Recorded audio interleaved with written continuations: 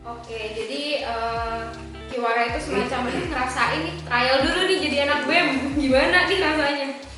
Oke, Kiwara tadi kan magang di BEM ya Mas ya. Berarti itu buat maba kan ya?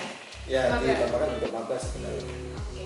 Nah, karena itu magang BEM, misalnya ada yang mau ikut Kiwara nih, itu tuh karena dia mahasiswa baru, itu tuh boleh nggak sih dia belum pernah ikut organisasi apapun, terus dia ikut Kiwara dan Kiwara tuh harus punya skill apa gitu biar bisa lolos magang di BEM kayak gitu. Mungkin jadi pertanyaan banyak juga kayak aku nggak punya skill apa apa nih, aku belum pernah ikut organisasi apapun, terus aku mau ikut Kiwara nanti gimana ya kayak gitu.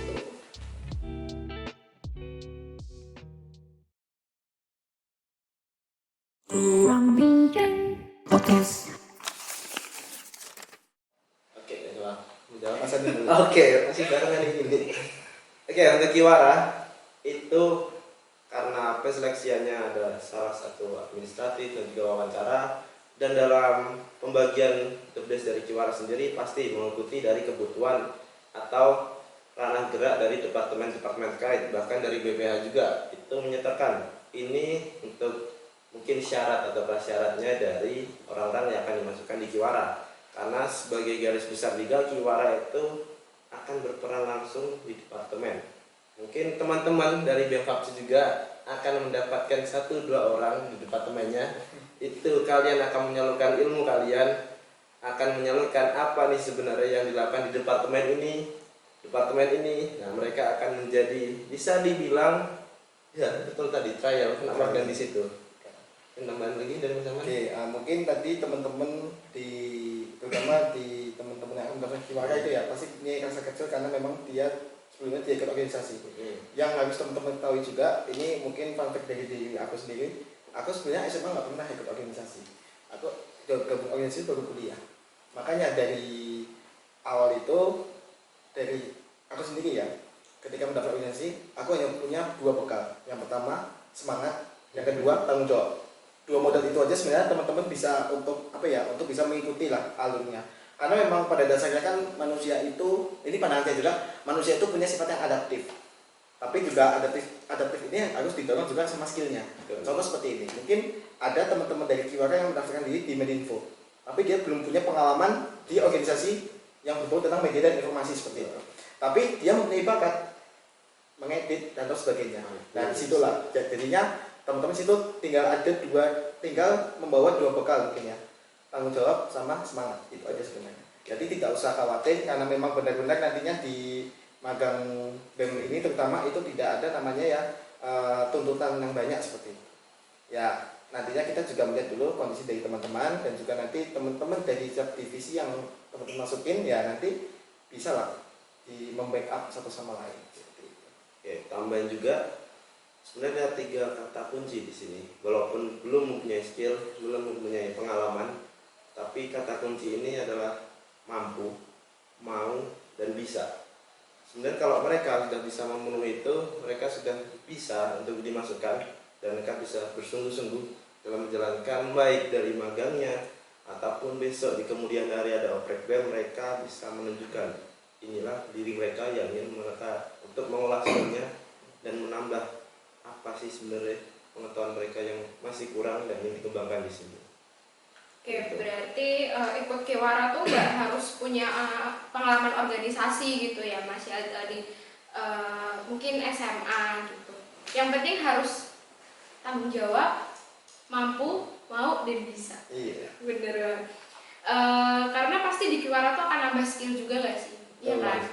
Magang di departemen dan akan menambah skill teman-teman nih, jadi jangan lupa ikutan Kiwara. Mengafirmasi dari Kiwara tadi. Itu kan teman-teman masih magang tuh Mas Kiwara tadi. Kalau misalnya teman-teman ini udah seret dari masuk Kiwara, aduh ternyata masuk BEM tuh seru, terus mau daftar BEM. Nah, ikut BEM itu misalnya aku mau daftar BEM nih, itu tuh minimal semester berapa sih? Semester 3 itu kayak bisa nggak sih ikut daftar BEM gitu semester 3? Mungkin bisa dijawab. Bisa. Siapa yang mau jawab? Mas Adi. Oke. Kalau saya bisa kok.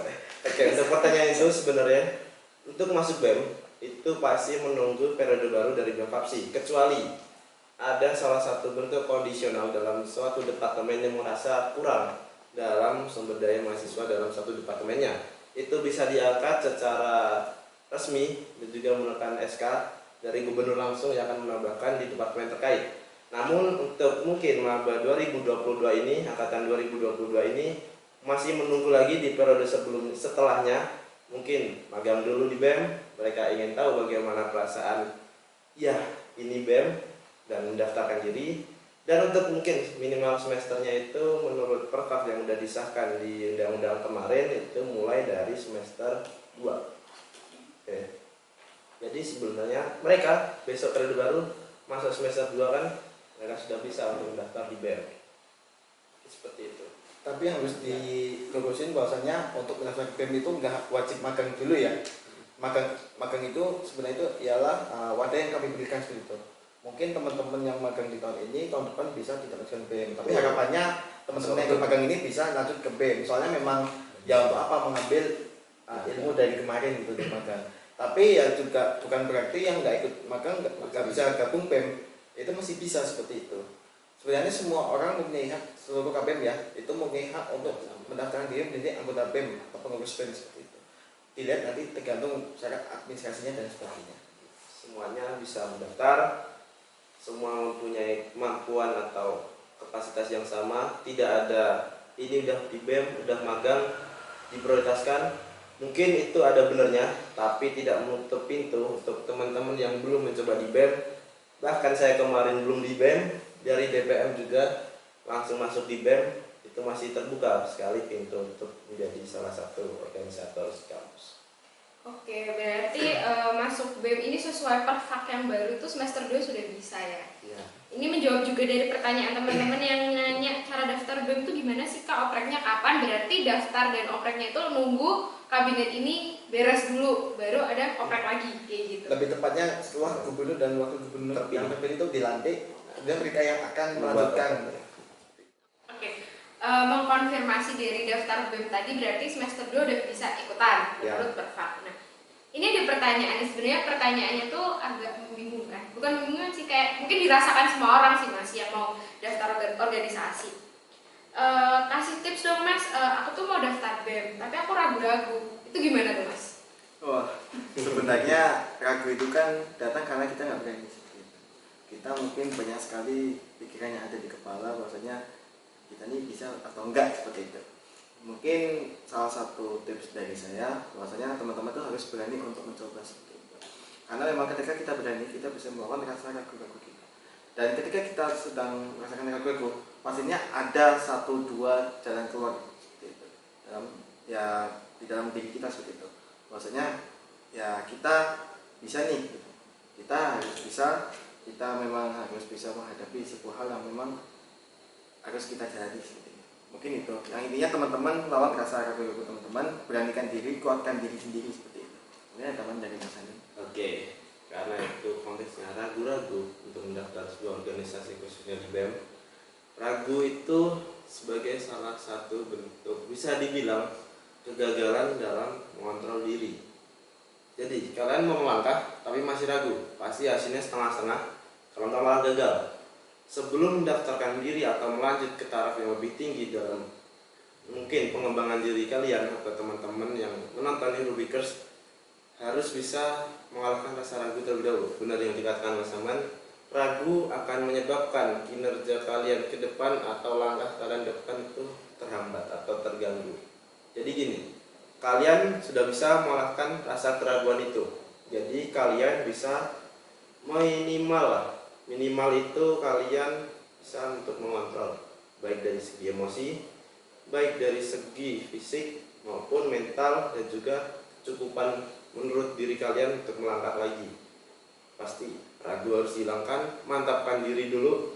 Kalian kenali diri kalian dulu, mau di posisi apa, departemen apa, mau masuk di mana, organisasi apa. Kenali dulu diri, baru bisa kenali lagi luaran di sekitar kalian itu apa.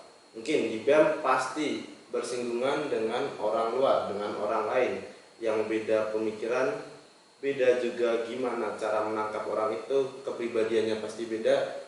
Di situ kenali diri kalian lagi, baru bisa untuk mengenali orang lain. Jadi kalian tahulah, ini aku, ini tugasku, ini organisasiku, ini orang-orangku, dan ini keluargaku nanti di organisasi. Gitu. Oke, berarti sebelum daftar BEM misalnya masih ragu-ragu tuh selain mantepinnya juga harus tahu ya Mas kayak apa posisi aku nih seberapa kayak gitu ya di BEM nanti, terus skill yang aku punya itu apakah bisa mengikuti teman-teman di BEM kayak gitu. Nah, Mas Hanun dan Mas Samhan ini kan gubernur dan wakil gubernur dengan bisa dikatakan bawahan yang sangat banyak, program kerja yang wah tadi hampir 80-an disebutin kayak gitu. Pasti mengendalikan satu organisasi itu nggak gampang sih, ya kan? Pasti susah banget, apalagi dengan anggota yang begitu banyaknya. Pernah nggak sih selama periode ini tuh Mas Hanun dan Mas Samhan ini mengalami satu kendala dengan begitu banyaknya anggota, begitu banyaknya proker, terus ada satu kendala aja, ataupun mungkin ibaratnya apa ya, sandungan, kesandung gitu. Nah itu tuh kendalanya apa aja sih? Terus gimana cara Mas Hanun dan Mas Samhan sendiri menyikapi kendala itu dengan banyak kepala sih? Pasti kan nggak gampang menyatukan banyak kepala itu.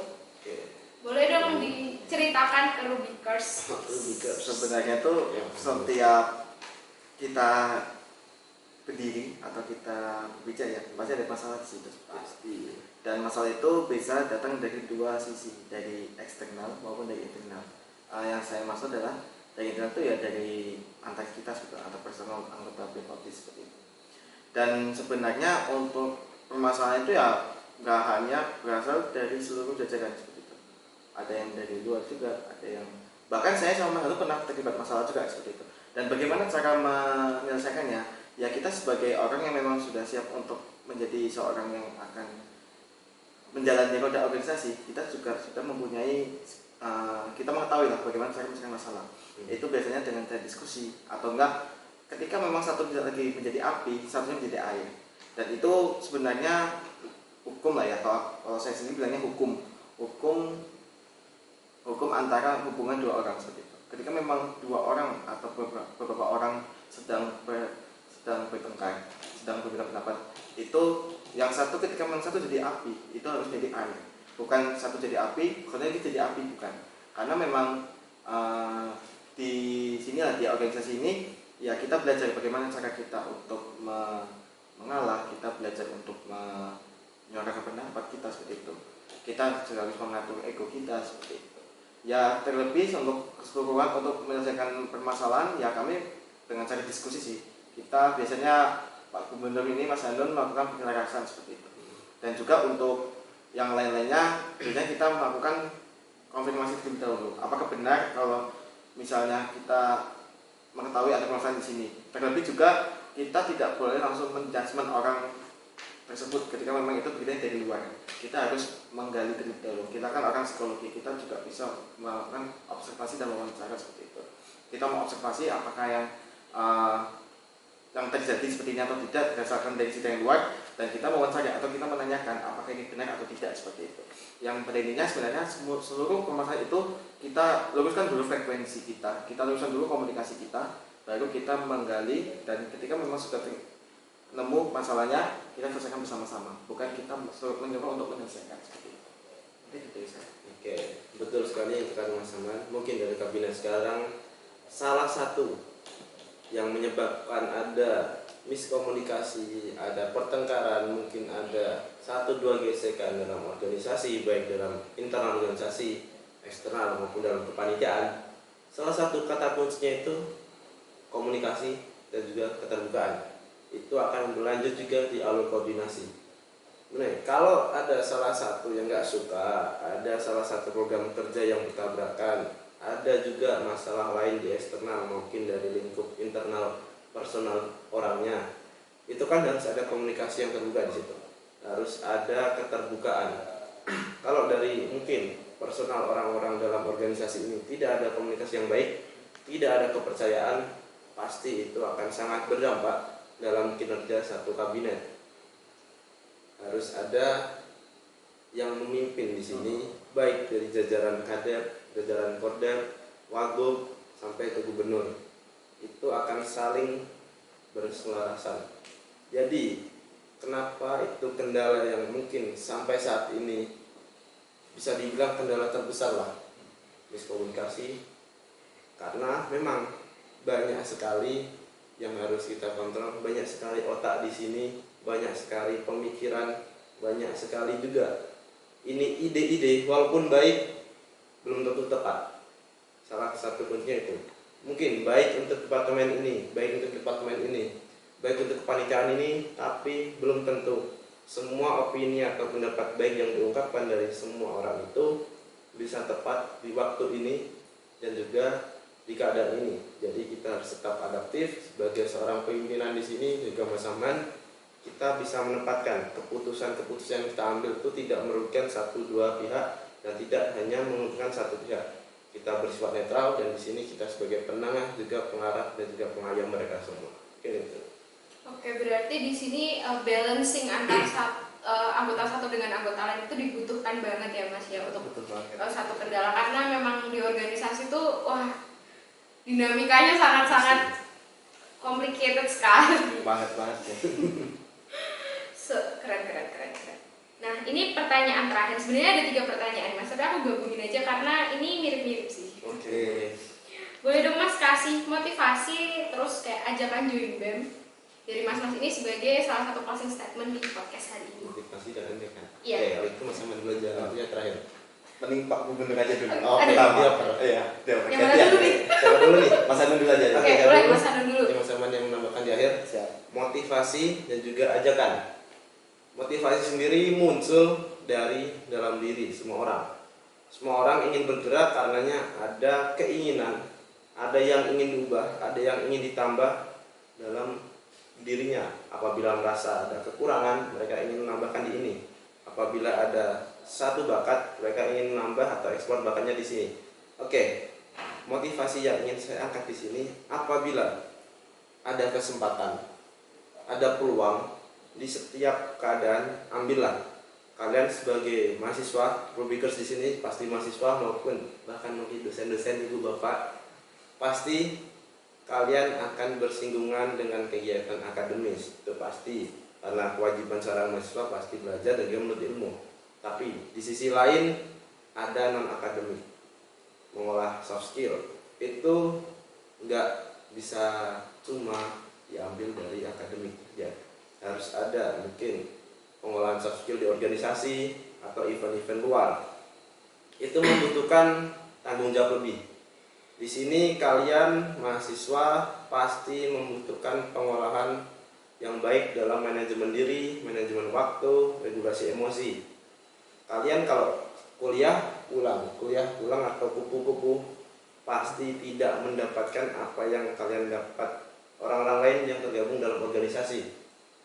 Kalian harus bisa melihatkan kalau ada peluang, walaupun kalian gagal di percobaan pertama, ada peluang ambil lagi, ada peluang ambil lagi, sampai kalian tuh bisa menemukan, oke, aku in di sini, aku bisa masuk di sini, dan ini passion mungkin bisa dibilang di situ.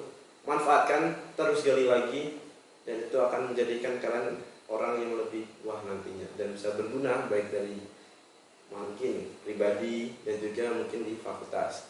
Oke, jadi motivasi, teruslah bergerak, jangan sampai diam, jangan mau itu alur, lawanlah alur tersebut. Apabila itu jelek, ikuti dan juga kembangkan dan buatlah alur itu menjadi menarik dan mungkin bisa menggait orang-orang lain di circle yang bisa dibilang positif dan juga bisa progresif tanpa untuk bahasanya, tanpa untuk menindas lah atau merendahkan orang lain. Oke, itu ajakan join BEM nih. Pasti ini yang ditunggu juga. Ketawa nih Pak Abil nih. Join BEM, teman-teman, tunggulah periode baru. Kalau mau coba daftar Kiwara, pasti untuk magang gimana rasanya di BEM, itu kalian bentar lagi akan merasakan. Yang udah daftar, yang udah diterima, selamat nantinya. Oke, untuk secara resmi nih di BEM sendiri, tunggu gubernur dan wakil gubernur terpilih, mereka akan membuat oprek, wawancara, administrasi dan lain-lain. Disitulah tempat kalian daftarkan diri kalian, olah soft skill kalian, skill kalian, kemampuan kalian, kapabilitas kalian, aktivitas kalian. Di situ teman-teman akan bertemu semua, bahkan puluhan pemikiran. Otak orang manusia pasti beda-beda. Kalian adalah anak psikologi, pasti di situ kalian akan mendapatkan banyak ilmu, melihat gimana nih cara mengelola emosi untuk permasalahan ini, tidak serak dengan orang ini. Kalian harus profesionalitas ditekankan dalam sebuah organisasi, kinerja kalian harus dimaksimalkan. Satu lagi yang paling penting mendaftarkan, kalian mampu, kalian mau, dan kalian bisa. Itu dari saya. Harus semangat teman-teman yang mau mendaftar di BEM periode depan. Jangan sampai BEM memberatkan, karena di sini saya paling nggak setuju organisasi itu nggak penting. Pasti banyak stigma di masyarakat, nggak usah jalin organisasi, itu nggak penting. Tapi menurut saya, karena saya sekarang berperan sebagai organisatoris, mendapatkan banyak ilmu di sini, mendapatkan pengalaman di sini yang nggak didapatkan dari teman-teman yang nggak bergabung. Kalian akan merasakan sendiri. Joinlah organisasi, joinlah BEM FAPSI, kalian lihat nanti manfaatkannya. Manfaat serta relasi akan didapat. Mungkin itu dari saya. Tambahan lagi dari Mas Saman. Oke, mungkin motivasi ya sama dengan kalian. Sebenarnya seperti ini. Saya dulu mempunyai pikiran bahwasanya kalau kita masih duduk di sekolah itu nilai adalah 100. Tapi ketika kita masuk ke dunia perkuliahan itu nilai paling maksimal 4. Nah, justru saya mempunyai pertanyaan besar. 96-nya kemana? Setelah saya korek kesana kemari, ternyata memang 96 itu bukan dari akademik, dari non akademik, yaitu ada keterampilan, dari ya bagaimana kita nantinya mengembangkan ilmu selain akademik seperti itu. Dan salah satu wadahnya apa? Yaitu organisasi seperti itu. Ya balik lagi, ketika memang kita mau mengembangkan diri kita, ya kita harus mengeksplor seluruh apa yang belum kita tangkap sebelumnya seperti itu. Ya kalau bahasa gampangnya ya kita keluar dari zona nyaman lah kayak gitu. Itu bahasa gampangnya ya. Jadi maka dari itu tidak ada salahnya untuk teman-teman untuk mencoba terlebih dahulu untuk gabung menjadi bagian dari organisasi atau enggak dari kepanitiaan. Soalnya memang menurut saya sendiri itu sangat berguna banget, karena memang dari situ kita belajar bagaimana cara kita menerima pendapat orang, gimana caranya kita untuk melakukan ngomong di depan orang, bagaimana caranya kita untuk bisa memahami perasaan satu sama lain. Dan itu saya rasa mungkin di perkuliahan biasa itu tidak ada seperti itu. Makanya di panitiaan atau enggak di organisasi itu kita bisa terbentuk dari hal tersebut. Dan juga mungkin akan terlihat sekali perbedaannya ketika memang orang yang sering ikut organisasi atau panitiaan atau lain-lainnya dengan orang yang pasif seperti itu. Gimana dia mereaksi orang, gimana dia memberikan kritik dan saran, itu kan sebenarnya kan ada etikanya satu hal yang seperti itu. Nah, bergabung organisasi itu ya sangat berdampak sekali. Dan juga ketika nantinya teman-teman sudah ada niatan bulat untuk join organisasi atau kepanitiaan dan itu teman-teman merasa sulit, saya memegang salah satu salah satu ayat Al-Quran. Itu kalau nggak salah di surat Al-Insyirah yang punya artinya with hardship come ease, atau di setiap kesulitan adanya kemudahan seperti itu. Nah, jadi saya teman itu saya melakukan hal itu ya saya merasakan ketika saya sedang merasakan kesulitan ini, oh ternyata ada jalan kemudahannya seperti itu. Dan juga untuk ajakan gabung organisasi BEM ya terutama ya teman-teman silakan untuk memilih, karena bergabung organisasi itu bukan hanyalah tuntutan, tapi itu ada pilihan. Bukan berarti kita tidak menyarankan untuk enggak ya, kita menyarankan pasti untuk iya seperti itu. Silakan memilih teman-teman sesuai dengan minat teman-teman seperti itu. Tidak ada unsur paksaan memasuk ini dan ini tidak ada. Silakan teman-teman eksplor dulu, silakan teman-teman temukan diri sendiri dulu. Nanti ketika memang sudah ada waktunya untuk pembukaan dan atau mungkin oprek mungkin gubernur dan waktu yang baru terpilih, ya silakan untuk mencoba diri, menjalankan diri sendiri seperti itu. Mungkin itu aja dari saya. Oke. Apakah ada tambahan? Kalau dari aku sih jangan lupa ikut BEM. Mungkin ini kita kan slogan dari BEM FAPSI. Saatnya kita nanti. Ya siap boleh. Sebelum masuk lagi ke Mbak Abil, satu lagi tambahan dari saya, janganlah berdiam diri, karena itu kalian tidak akan tahu potensi kalian itu di mana. Sibukkanlah diri kalian kalau kalian ingin menjadi seorang yang bisa kontrol dari bidang diri sendiri maupun dari manajemen waktu kalian. Jadi sibuklah di bidang yang positif atau di hal-hal yang positif, karena itu sangat penting untuk eksplor diri kalian sendiri, untuk mengenali sebenarnya kalian ini bagus atau berbakat atau mempunyai passionnya itu di mana. Jangan cuma berdiam, nanti jadi kepompong kalian, kepompong yang busuk menjadi kupu-kupu. Karena olet aja makan terus menerus baru bisa diam.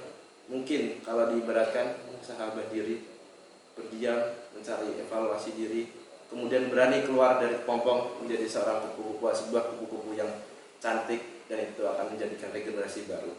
Oke, kita mulai tagline Mas. Oke, boleh. Sebelumnya ini adalah tagline dari Kabinet Sinergitas. 1, 2, 3. Dan saatnya kita bersinergi dengan harmoni dan progresif. Oke, salam sinergitas. Salam. Terima kasih sudah diambil. Monggo dilanjutkan lagi. Agak komat tadi, Iya. soalnya memang meledakan ya. Nggak ada briefing tadi ya. Gak ada briefing. Nggak apa-apa. Oke, terima kasih sebelumnya Mas Amhan dan Mas Hanun udah mau datang di podcast hari ini, udah memberikan insight-insight baru buat teman-teman Rubikers. Buat aku juga nih, aku dapat insight baru dari gubernur dan wakil gubernur yang luar biasa banget. Intinya apa ya, potensi itu digali dan dicari, gak datang sendiri. Kayak gitu. Mungkin yang mau aku sampaikan gini sih Mas, ikut organisasi itu pilihan ya. Pilihan yang baik, jadi mau milih yang mana? Oke, terima kasih Mas Samhan dan Mas Hanun sudah hadir di podcast hari ini, dan terima kasih untuk ilmu-ilmunya yang dibagi untuk teman-teman Rubikers. Sehat-sehat selalu dan semoga sukses untuk kabinet dan proker-proker ke depannya. Oke teman-teman Rubikers, kita sampai di penghujung acara podcast hari ini. Semoga podcast yang aku sampaikan hari ini bersama Mas Hanun dan Mas Hamhan memberikan banyak insight buat teman-teman Rubikers. Sampai ketemu di Rubikers